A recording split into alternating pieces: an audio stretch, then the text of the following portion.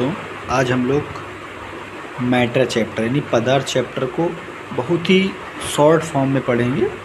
लेकिन इसमें कुछ भी ऐसा नहीं होगा जो आपके पेपर में आए और इसमें न लिखा हो या इसमें मैंने ना इंक्लूड किया हो। तो आइए चलो शुरू करते हैं। ये मैटर जो चैप्टर होता है वो आपको एसएससी एग्जाम में, रेलवे एग्जाम में बुक हो जाते हैं, तो बस उसी हिसाब से हम लोग पढ़ेंगे, ना कि यहाँ IIT JEE के लिए। ठीक है, तो चलो स्टार्ट करते हैं पदार्थ चैप्टर को। उसको इंग्लिश में मैटर बोलते हैं। पदार्थ यानी द्रव्य, पदार्थ का एक और नाम है द्रव्य, जिसको हम इंग्लिश में क्या बोलते हैं, मैटर। क्या होता है, इसकी विशेषता क्या होती है? इसमें भार होता है जिसका द्रव्यमान होता है, जिसमें भार होता है जिसमें द्रव्यमान होता है। ठीक है, जिसमें द्रव्यमान होता है। और क्या होता है, जो कुछ स्थान घेरता हो, विच हैव ऑक्यूपाई स्पेस, यानी जो कुछ स्थान घेरता हो, जो कुछ स्थान घेरता हो, जो दबाव लगाता हो, अवरोध उत्पन्न करता हो। जैसे दबाव लगाता हो, अवरोध उत्पन्न करता हो, जो कुछ, मान लो कोई हम लोग सब्सटेंस यानी मैटर रखते हैं, तो जब जैसे मान लो कोई बोतल है, तो अगर उसको कहीं रखेंगे तो क्या होगा, कुछ स्थान तो घेरेगा ना। ठीक है, जड़त्व का गुण होता है। ठीक है, जड़त्व का गुण होता है, जैसे प्रॉपर्टी ऑफ इनर्शिया इसमें पाई जाती है। द्रव्य, द्रव्य और द्रव, अब ये भाई द्रव्य जो है अलग होता है, द्रव्य अलग होता है, क्योंकि द्रव्य का ही पार्ट क्या होता है, लिक्विड। ये दोनों अलग अलग होते हैं। ठीक है, कई बार लड़के कंफ्यूज हो जाते हैं, इसलिए वजह से यहाँ लिखा गया, इंक्लूड किया गया है। आगे देखते हैं, इसमें स्थिरता का गुण पाया जाता है।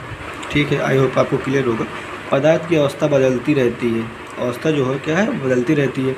मान लो किसी बोतल में पानी डाल दी तो उसका आकार ले लेगा। मान लो वो बोतल का पानी निकाल कर हमने किसी लोटे में रख दी तो उसका आकार ले लेगा। नहीं, पदार्थ की अवस्था क्या होती है, बदलती रहती है, जिसे देखकर छूकर अपनी ज्ञानेंद्रियों द्वारा महसूस किया जाता है। मान लो कोई पानी है, उसको हम छुएंगे तब कुछ ना कुछ तो हमें फील होगा ना। ठीक है, यही बात कही गई है कि कुछ ना कुछ हमें उसको छूकर ज्ञानेंद्रियों द्वारा महसूस किया जाता है। पदार्थ अत्यंत सूक्ष्म कणों से बना होता है, पदार्थ अत्यंत सूक्ष्म कणों से बना होता है। ठीक है, पदार्थ के बीच में कुछ स्थान, मतलब मध्य स्थान होता है, जैसे इसमें दर्शाया गया, इसके स्थान में बगल बगल में स्थान दर्शाया गया। पदार्थ के कणों के मध्य रिक्त स्थान पाया जाता है। अंतराणविक इंटरमॉलिक्यूलर फोर्स, पदार्थ के कणों के आकर्षण बल होता है। ठीक है, मध्य जो होता है क्या होता है, आकर्षण बल होता है। ये वाला बहुत इंपॉर्टेंट। पदार्थ के कणों में गतिज ऊर्जा तापमान बढ़ाने पर बढ़ती है, तापमान बढ़ाने पर बढ़ेगी। आगे देखते हैं,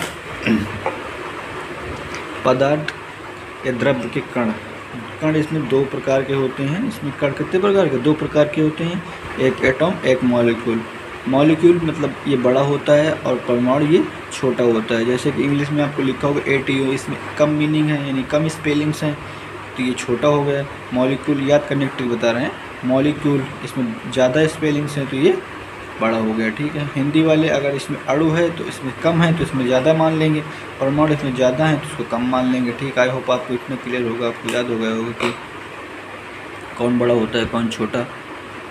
अब एटॉम यानी परमाणु, किसी तत्व का वह सूक्ष्मतम कण, किसी तत्व का वह सूक्ष्मतम कण है जिसके और भाग नहीं हो सकते हैं। परमाणु के, यानी जब वो खुद इतना छोटा है तो उसके और भाग कैसे हो जाएंगे? आप लोग अपने खुद से सोचिए कि कैसे, जब वो खुद एकदम से छोटा पार्ट है तो उसके और भाग कैसे किए जाते हैं। इंग्लिश में देख लेते हैं, the smaller part of an element which can not be divided into more parts.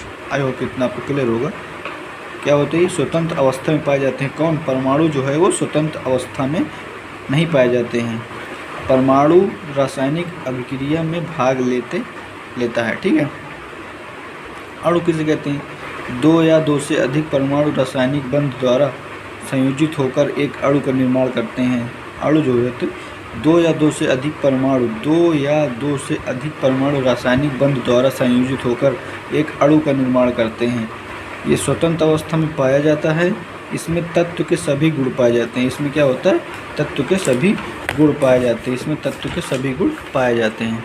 आगे देखते हैं, ये वाला इम्पोर्टेंट है बहुत पेपर के लिए, इसको अभी तुरंत आपको समझा देता हूँ। एक परमाणु, द्विपरमाणु, त्रिपरमाणु, चतुर्थ परमाणु, बहुपरमाणु। ठीक है, एक परमाणु को कैसे, इसमें देखो एक जैसे हीलियम, केवल हीलियम है, एनी मतलब केवल एनी है, ऑर्गन है, ए आर केवल ऑर्गन है, के आर मतलब के आर है केवल एक्स, जेनॉन है केवल आर से रेनान है। ठीक है, आप लोग देखेंगे इसमें केवल एक परमाणु है, एक परमाणु है, एक परमाणु है, एक परमाणु, एक परमाणु, एक परमाणु। O2 दो लगाना, इसमें O प्लस O करके दो परमाणु हो गए, H2 H प्लस H करके दो हाइड्रोजन हो गए, Cl2 दो क्लोरीन हो गए, N2 दो नाइट्रोजन हो गए, HCl दो हाइड्रोक्लोरिक हो गए। ठीक है, आप लोग देखेंगे इसमें केवल एक परमाणु था, इसमें दो दो परमाणु हैं। त्रिपरमाणु में O3 को क्या बोलते हैं, O प्लस O बोल सकते हैं। जैसे C है, C प्लस O बोल सकते हैं। इसको H प्लस O बोल सकते हैं। ऐसे करके इसमें क्या हो गए, तीन हो गए। ठीक है, इसको त्रिपरमाणु बोलते हैं। इसको दो परमाणु, जिसमें दो परमाणु, उसको दो परमाणु बोलते हैं। इसमें एक है तो इसमें एक परमाणु बोलते हैं। चतुर्थ परमाणु चार होते हैं, जैसे P हो गए। NH3 को N प्लस H, इसको तीन बार बोल देंगे। इसको फिर C प्लस H ऐसे बोलने के लिए चतुर्थ परमाणु हो जाएगा। आई होप इतना आपको क्लियर होगा।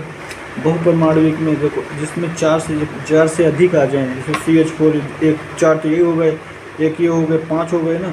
देखो CH3H ये हो गया, एक चार हो गया, चार तो छः और सात, मतलब जिसमें चार से अधिक आ जाए वो बहुपरमाणु हो। आई होप आपको इतना क्लियर होगा, बहुत आसानी से इसको याद कर पाएंगे।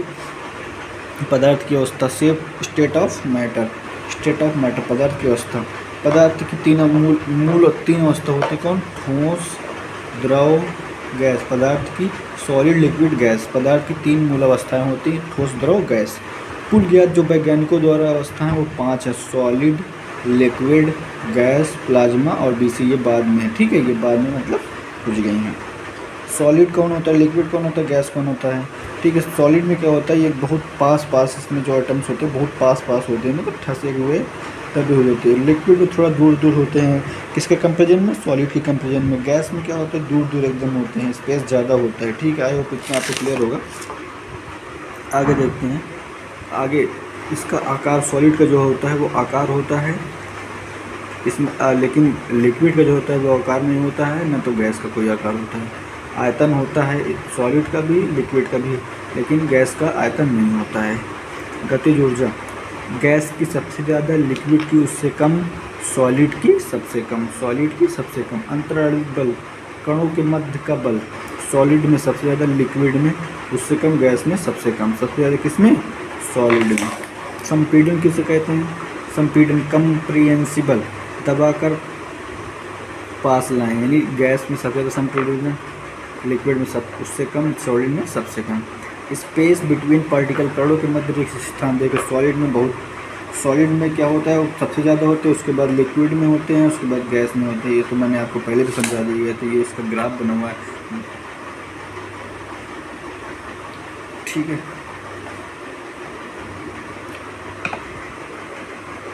प्लाज्मा, आगे को पढ़ते प्लाज्मा यानी प्लाज्मा अवस्था होती है। ये पदार्थ की चौथी अवस्था पाई जाती है। तीन तो वो हो गई ना, ठोस, द्रव, गैस, तो चौथी क्या बनी? प्लाज्मा।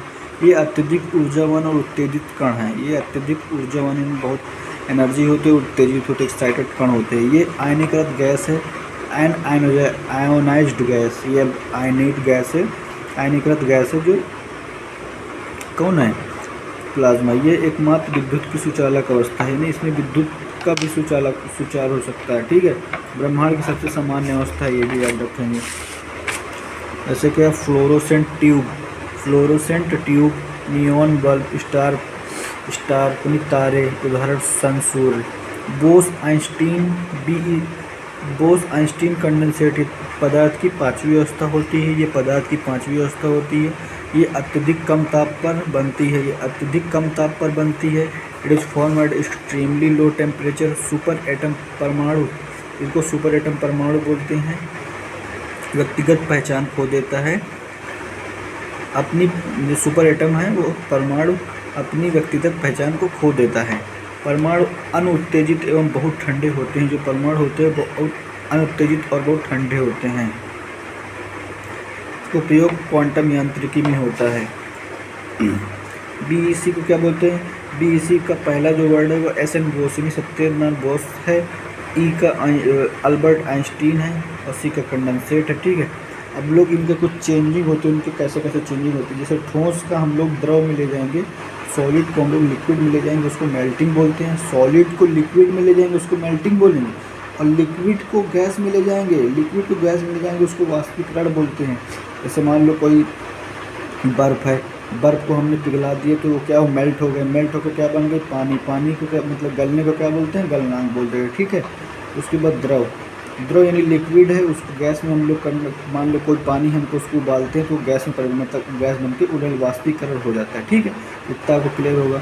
उसके बाद जैसे हम लोग गैस को द्रव बनाना चाहते हैं, किसी गैस को द्रव बनाना चाहते हैं तो उसको क्या बोलेंगे, किसी गैस को हम लोग जैसे द्रव बनाना चाहते हैं तो उसको संघनन यानी कंडेंसेट बोलते हैं। किसी गैस को हम लोग द्रव में लेना चाहते हैं तो उसको कंडेंसेशन बोलते हैं। जैसे रेन, ऊर्जा, जलवाष्प, ठीक है।